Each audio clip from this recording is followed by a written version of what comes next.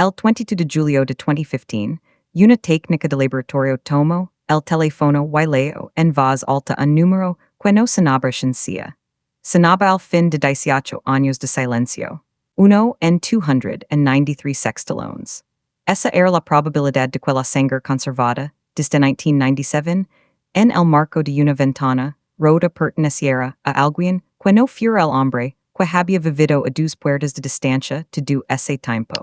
Pero para entender cómo llegamos hasta aquí, necesitamos retroceder 18 años, a una cal tranquila en Midwest City, Oklahoma, a un pequeño duplex en Jet Drive, a un dormitorio compartido por dos hermanitas, y a una noche que comenzó exactamente como todas las demás, hasta que dejó de serlo.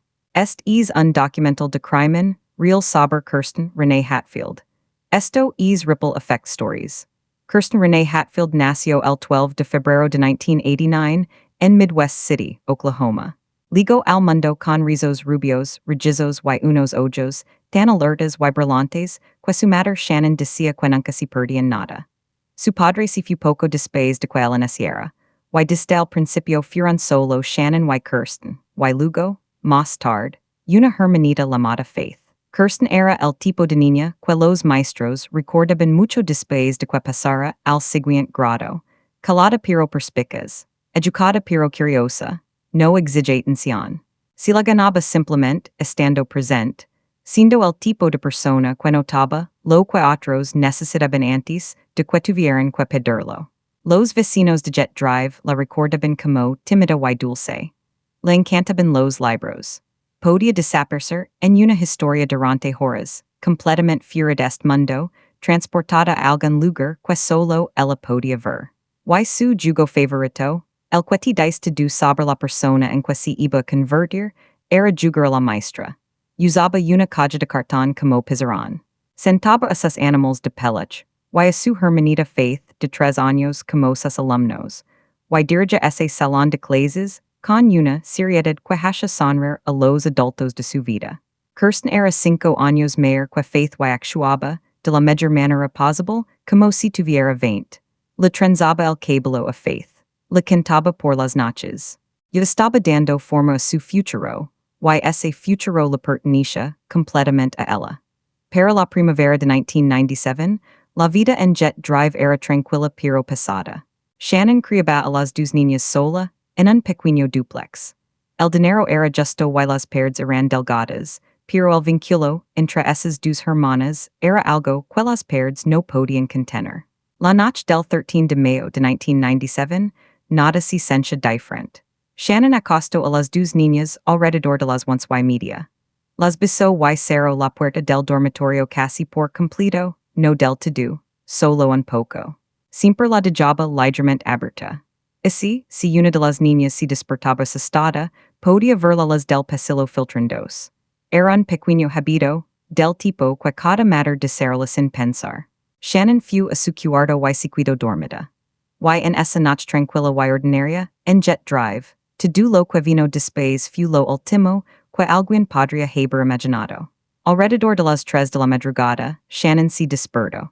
No podía explicar por qué. Había un sonido, tenue, impreciso, del tipo que te saca del sueño antes de que tu cerebro pueda nombrarlo. Se levantó y caminó hasta el cuarto de las niñas, y notó algo pequeño. Algo que en ese momento no le pareció alarmante, pero que la perseguiría por el resto de su vida. La puerta estaba completamente cerrada. Siempre la dejaba abierta, pero estaba medio dormida y pensó que quizás una de las niñas la había cerrado. La empujó levemente. El cuarto estaba oscuro. Faith estaba en su cama. Todo parecía tranquilo. No encendió la luz, no entró, volvió a la cama.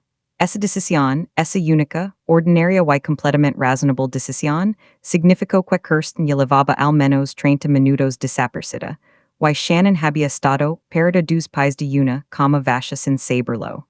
A las 6:30 de la mañana, Shannon fue a despertar a sus hijas. Faith estaba allí, todavía dormida. La cama de Kirsten estaba vacía. No revuelta, no desordenada, simplemente vacía, como si hubiera dejado de existir. Shannon buscó en cada habitación, en cada armario, luego afuera. Llamó al abuelo de Kirsten. Llamó a todos los números que tenía. Cada la mada regreso con la misma respuesta. No, ella no está aquí. Fue entonces cuando llamó al 911. Los oficiales llegaron rápidamente. Y en cuestión de minutos el tono de esa escena cambió permanentemente. Porque lo que encontraron en ese dormitorio no era la escena de una niña que se había escapado por su propia voluntad. La ventana del dormitorio estaba entreabierta. La mala había sido retirada desde afuera. En el marco de la ventana, manchas de sangre, no muchas, pero suficientes para detener en seco a cada oficial en esa habitación. Afuera en el patio trasero, a pocos pies de la casa, los investigadores encontraron ropa desechada manchada de sangre, una señal clara de que había ocurrido, una lucha justo fuera de esa ventana. La entrada era demasiado limpia, sin cerradures forzadas, sin madera rota, sin puertas peitadas. Quien escaló por esa ventana no entró a tropezos. Sabía exactamente en qué habitación entrar. Sabía exactamente en qué cama dormía Kirsten.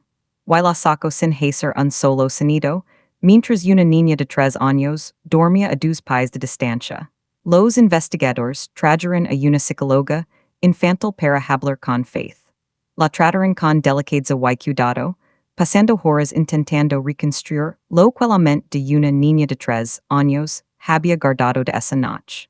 Lo que Faith les dio fue el único testimonio ocular que este caso de crimen sin resolver en Oklahoma tendría jamás. 6 palabras. Un hombre malo se llevó a mi hermana. Sin descripción. Sin nombre. Solo la verdad. Entregada de la manera más desgarradora imaginable. La sangre del marco de la ventana, y en la ropa interior de Kirsten, fue enviada al laboratorio. Los resultados revelaron algo crítico. La sangre no pertenecía a Kirsten. Pertenecía a un hombre desconocido.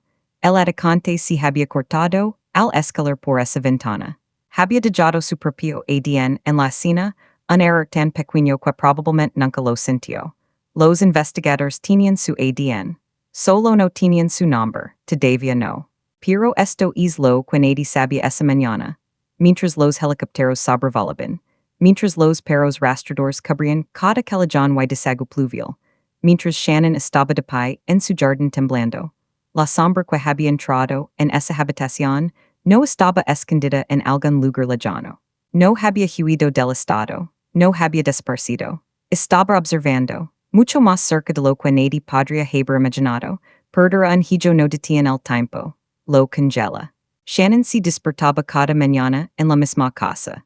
Caminaba por el mismo pasillo, y miraba la misma puerta que ahora estaba permanentemente cerrada. No entreabierta, no ligeramente abierta, cerrada, porque ya no había nadie a quien asomarse. En la otra cama, Faith estaba creciendo, alcanzando hitos, aprendiendo a caminar, luego a hablar, luego a leer.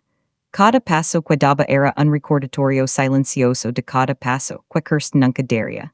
Shannon estaba criando a una hija la sombra de la otra, y la casa estaba llena de vida y completamente vacia al mismo tiempo. Esto es lo que el mundo no te dice sobre los casos sin resolver. La familia no puede hacer su duelo y seguir adelante. Simplemente Lauren, cada día, una y otra vez. La mañana en que se reportó la desaparición de Kirsten, Midwest City respondió con todo lo que tenía. Los helicópteros sobrevolaron el cielo. Los perros rastradores trabajaron en cada callejón en un radio de una milla. Los equipos de buceo entraron en los arroyos cercanos. Los oficiales fueron de puerta en puerta. La comunidad respondió, extraños con carteles, caminando junto a personas que nunca habían conocido. Ciencia urgente, ciencia real. Pero dentro de esa urgencia, algo dañino ya estaba comenzando. La policía hizo lo que los investigadores siempre hacen cuando un niño desaparece de dentro de su propio hogar. Murieron a la familia primero. Shannon tenía un historial con las drogas. Lo había admitido abiertamente, y a los ojos de algunos investigadores. Ese historial la convirtió en sospechosa antes de que se la pudiera considerar una madre en duelo. Los familiares fueron llamados para tomar pruebas de polígrafo. Algunos fallaron, no porque supieran dónde estaba Kirsten, sino porque bajo la presión de luces brillantes y preguntas difíciles, sus propios secretos no relacionados salieron a la luz. Y para los investigadores que observaban las agujas movers, una prueba falida era una prueba falida. Los rumors comenzaron en el vecindario. Shannon era negligent. Shannon sabía algo. Shannon tenía gente peligrosa alrededor de sus hijas. Los medios lo insinuaron. Y Shannon, que se estaba hagando, recibió un peso más, la sugerencia silenciosa, y venenosa de que de alguna manera había causado esto a su propia hija. Pasó cada polígrafo que le dieron. Ninguna evidencia la conectó jamás con la desaparición de Kirsten. Pero la sombra de la sospecha nunca se levantó del todo. Se negó a derrumbar bajo ese peso. Construyó un centro de voluntarios desde cero volants, líneas telefónicas, vigilias comunitarias. Se paró frente a las cámaras y rogó información. Ella misma tocaba puertas. Y entonces las personas en las que confiaba le robaron. Algunos voluntarios se embolsaron el dinero donado. Otros mintieron sobre sus horas y usaron el rastro de Kirsten para perseguir atención mediática.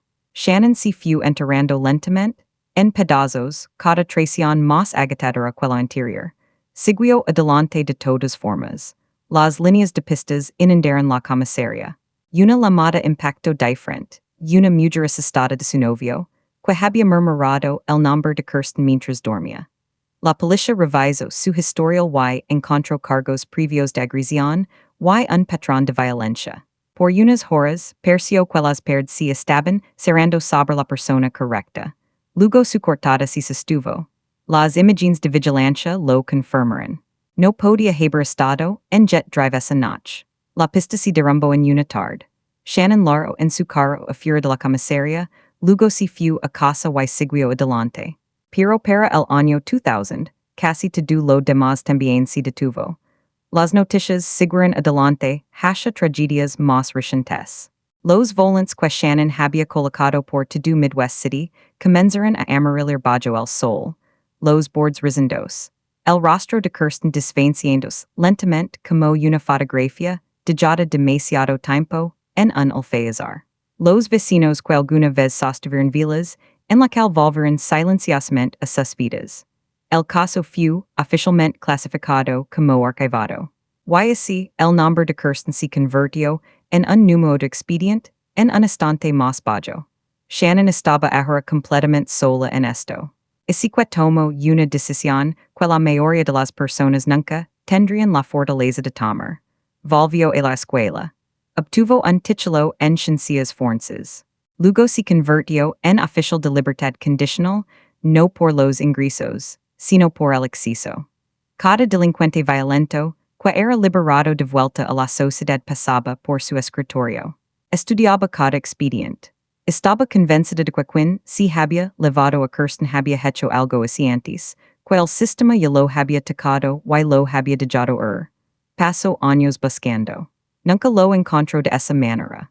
Pero la respuesta estaba sentada en una caja de evidencias todo ese tiempo, la ropa interior de Kirsten, la sangre en el marco de la ventana, selada en plástico desde 1997, sin analizar y esperando. No porque los investigadores se hubieran rendido, sino porque en 1997, la tecnología para leerlo, que esa sangre estaba diciendo simplemente no existía. Nuestro equipo pone todo en investigar y construir estas historias de crimen real para ustedes, cada detalle verificado, cada fuente revisada dos veces. Si esta historia significa algo para ti, dale clic al botón de suscribirse ahora mismo para que no te pierdas ningún caso. Y deja un comentario diciéndonos desde qué parte del mundo nos estás viendo. Genuinamente significa todo para nosotros. Ahora, de vuelta a Jet Drive, porque la evidencia no había cambiado. Pero el mundo sí. Cuando el detective Darrell Miller rebrió el caso de Kirsten en junio de 2015, no necesitaba helicópteros ni perros rastreadores. Necesitaba un mapa de Jet Drive y 18 años de evidencia que nadie había leído correctamente. Sacó los registros de entrevistas originals y comenzó a leer cada nombre, cada vecino, cada persona interrogada en esos primeros y frenéticos días de mayo de 1997. Y un nombre lo detuvo en seco. Anthony Palma, 56 años, dirección, Jet Drive, Midwest City, dos casas al sur del Hogar de los Hatfield, En el mismo lado de la cal. Había estado allí en 1997. Había respondido preguntas. Había percido tranquilo y cooperativo. Y luego si había ido a su casa. Y todavía estaba allí. No al otro lado de la ciudad. No en otro estado. Nunca se había ido. Durante 18 años, mientras Shannon construía un centro de voluntarios y obtenía un título en ciencias forenses y leía cada expediente criminal al que podía exter, Anthony Palma vivía a 2 puertas de distancia. Mientras los helicópteros sobrevolaban su techo en 1997, él estaba adentro. Mientras Shannon estaba de pie en su jardín temblando, su casa era visible desde donde ella estaba parada. Podía verla desde su ventana. Y nunca dijo ni una sola palabra. Para las personas de Jet Drive, Palma era completamente ordinario. Los vecinos lo llamaban el tío Tony. Reparaba las bicicletas de los niños en su entrada sin que se lo pidieran. Mantenía su jardín impecable. Le daba comida a los niños hambrientos del vecindario. Ayudaba a los vecinos mayores a mover muebles. Esa imagen no era un accidente. Era una construcción, porque el mejor lugar para esconderse es a plena vista, y el mejor disfraz es la bondad. En 1997, cuando la policía tocó su puerta como parte del rastro del vecindario, Palma los invitó a entrar. Estaba tranquilo. Dijo que apenas conocía a la familia Hatfield. Mencionó que había escuchado ladrar a su perro alrededor de las 3 de la mañana, pero que no le había dado importancia. Cooperó completamente. Sin señales de alerta, sin comportamiento nervioso, que los investigadores no dieron. Le dieron las gracias y siguieron adelante. No revisaron su historial completo. Ese fue el error que tardaría 18 años en corregirse. Por cuando Miller revise el historial completo de Palma en 2015, lo que encontró no era el registro de un vecino tranquilo y servicial. Era el registro de un depredador con un método practicado. En 1979, años antes de que Kirsten naciera, Palma había entrado a un dormitorio por una ventana en medio de la noche. La víctima era una niña de 8 años, la misma edad, el mismo método de entrada, el mismo silencio. Nunca fue acusado. En 1982, irrumpió en el hogar de una mujer y la atacó. Su hijo intervino antes de que la agresión fuera más lejos. Palma fue condenado y sentenciado a 5 años, liberado en 1986, once años antes de que Kirsten desapareciera. El sistema lo tuvo en sus manos y luego lo dejó ir. Había un detalle más que Miller encontró profundamente inquietante. Cada año, alrededor del aniversario de la desaparición de Kirsten, la esposa de Palma decía que su marido se volvía retraído. Calado, se oscurecía por días. Ella siempre había asumido que era porque la tragedia había ocurrido tan cerca de su hogar. Pasaba esos silenciosos días de mayo a su lado, consolándolo, creyendo que estaba ayudando a su marido a procesar el dolor de una tragedia vecinal.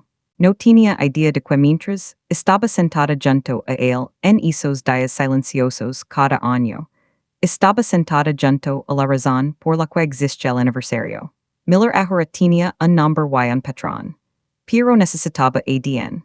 La sangre en el marco de la ventana y en la ropa interior de Kirsten había sido preservada en una caja de evidencias desde 1997.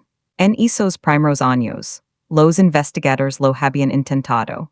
Pero la ciencia forense de 1997 requería muestras grandes y íntegras para extraer un perfil de ADN utilizable.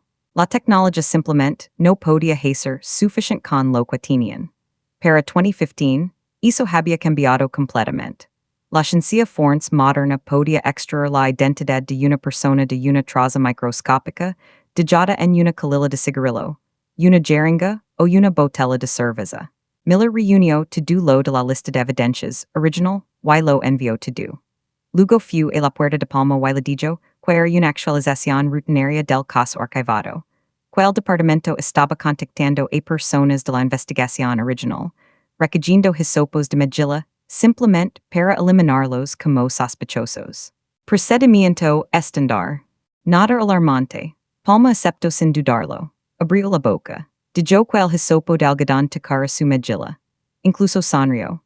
Después de 18 años de ver este caso archivado en ninguna parte, Después de 18 años de vivir a dos puertas de la familia que había destruido, Anthony Palma crea que era completamente intocable. Pensaba que la vieja sangre, en ese marco de ventana, estaba demasiado degradada, demasiado comprometida, demasiado lejana para decir algo a alguien. Pensaba que el tiempo lo había borrado. El 22 de julio de 2015, el teléfono del detective Miller sonó. Era el laboratorio.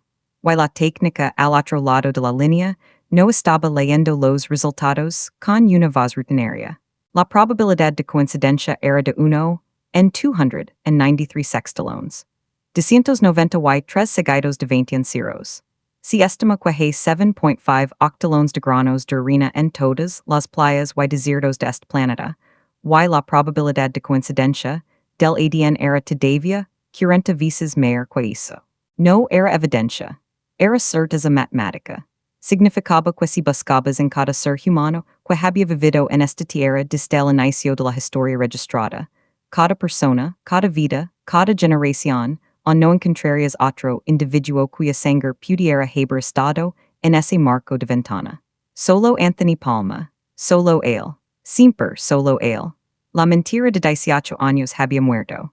En octubre de 2015, los investigadores levaron a Palma a una sala de interrogatorios bajo el pretexto de un seguimiento rutinario. Entró sin abogado, tranquilo y enseguida, vendiendo el alto Tony durante casi una hora.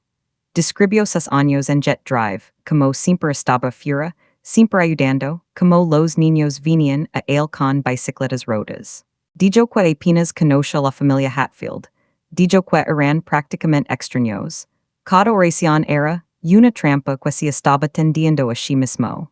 Cuando le preguntaron qué creía que le había pasado a Kirsten, Palma señaló directamente a Shannon, su pasado con las drogas, la gente peligrosa alrededor de sus hijas, la negligencia.